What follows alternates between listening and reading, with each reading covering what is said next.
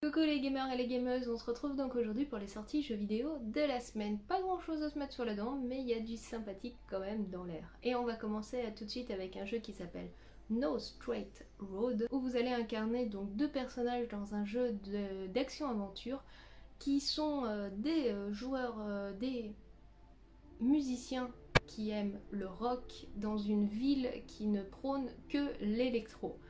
Donc vous allez pouvoir incarner soit une petite demoiselle qui joue de la guitare, qui est très rose-violette, très flashy, ou alors son compagnon à la batterie. Vous allez combattre et avancer dans les différents niveaux. Comme c'est un jeu musical et qui veut donc mettre le côté rock et des ennemis côté électro, vous allez avoir des combats très musicaux, très combatifs, où vous allez utiliser vos différentes capacités et vos différentes armes, donc vos baguettes ou alors votre guitare pour combattre. Ça reste très fun, ça reste très coloré et vous pourrez retrouver donc ce jeu sur différentes plateformes telles que PS4, Switch, Xbox et même une édition collector. Amateurs du genre, n'hésitez pas, vraiment ça reste du jeu donc action-aventure, musical, très fun, très sympathique, la bande son est juste géniale.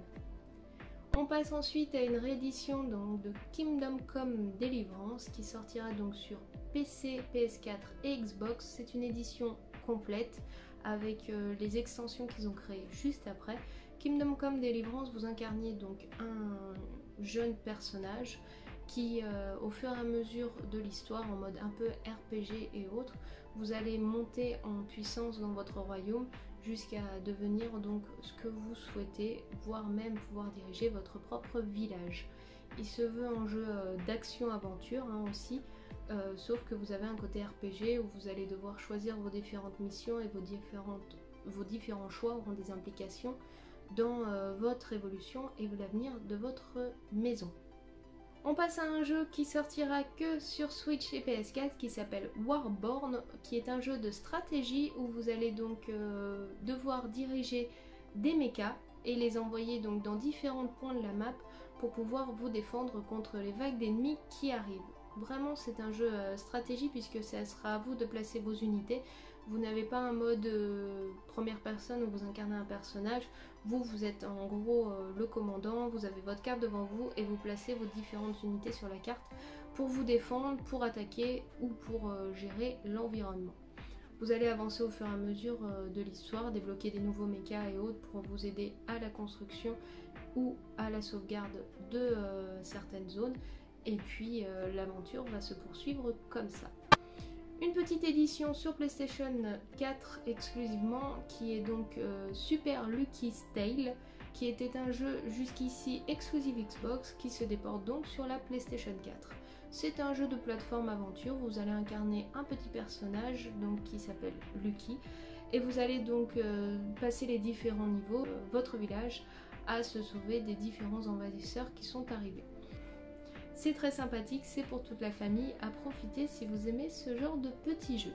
On passe à un petit jeu qui sortira sur PS4 et Switch qui s'appelle Building a Feeling 2, où vous allez donc devoir gérer la construction de votre ville, etc. Mais par rapport à SimCity où normalement vous faites attention à ce que votre population a besoin et autres, là vous avez en plus les bâtiments qui ont leur propre aspiration, leurs propres envies, leurs propres besoins. Donc vous devez surveiller tous les bâtiments que vous construisez et les satisfaire au mieux pour ne pas qu'ils s'en aillent puisque les bâtiments eux-mêmes sont vivants. Petit jeu donc de simulation de ville et de gestion qui reste assez sympathique, qui a une couleur un peu cartoonesque marrant. Après les bâtiments vivants, soit on adhère soit on n'adhère pas, mais ça c'est à votre choix. On passe à un petit jeu qui sortira encore sur Switch et PS4 qui s'appelle Little Town Hero, qui est donc un jeu RPG japonais où vous allez incarner un personnage avec différentes histoires. Le design est assez sympathique, j'aime beaucoup, ça me rappelle un peu les Dragon Quest Builder ou autres. Vous allez donc avoir différentes aventures et différentes missions à suivre avec votre petit héros pour pouvoir donc accomplir son destin en quelque sorte. Une belle grosse édition signature qui est sortie aussi, donc si ça vous plaît n'hésitez pas.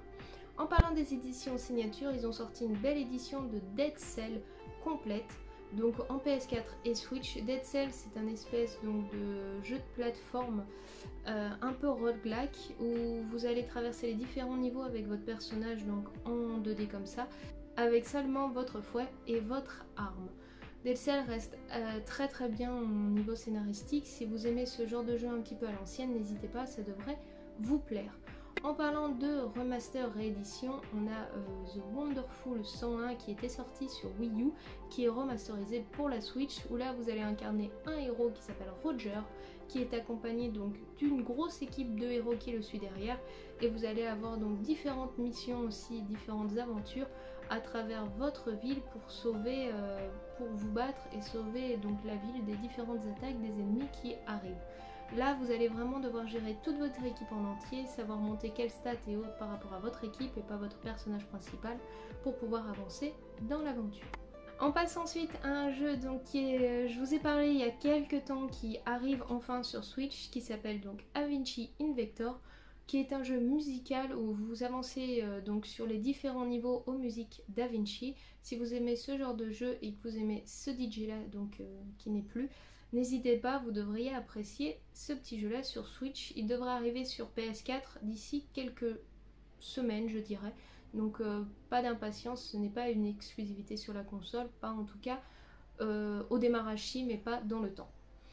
On passe ensuite donc à une réédition, ou plutôt un passage en PlayStation Hit de Resident Evil 6. Donc voilà, vous allez pouvoir retrouver ce Resident Evil 6 sur PlayStation 4 à une vingtaine d'euros si ça vous intéresse, si vous êtes amateur du genre des Resident Evil. Sachant qu'actuellement ils sont en train de, semble-t-il, tous les rééditer, hein, puisqu'ils ont fait le 2, le 3. Donc peut-être qu'on aura des rééditions au fur et à mesure comme ça quand on passe des consoles des différentes Resident Evil. On termine la présentation des jeux avec un petit jeu VR, enfin un petit jeu, c'est une grosse licence qui est derrière quand même, mais qui s'appelle donc Iron Man VR. Vous voilà mis dans la peau de Tony Stark qui entre dans son armure Iron Man pour combattre le crime et le mal et sauver la veuve et l'orphelin dans sa superbe armure contre les différents ennemis qui se présentent à vous. Entre le vol et les jetpacks, les combats et les différentes armures, à la première personne en masque VR, ça doit être assez fun comme expérience. On en a terminé donc pour les sorties jeux vidéo de la semaine. Comme je vous ai dit, pas du lourd cette semaine, mais il y a du sympathique et il y en a pour tous les goûts. Si quelque chose vous a intéressé, n'hésitez pas à me le dire en commentaire, ça me fera plaisir. Un petit pouce bleu pour me dire que la vidéo vous a plu. Et si vous n'êtes pas abonné, faites-le, vous serez comme ça au courant des sorties des prochaines vidéos de la semaine. Nous on se retrouve très bientôt pour plus de vidéos et en attendant je vous souhaite une très bonne semaine et à très bientôt. Ciao!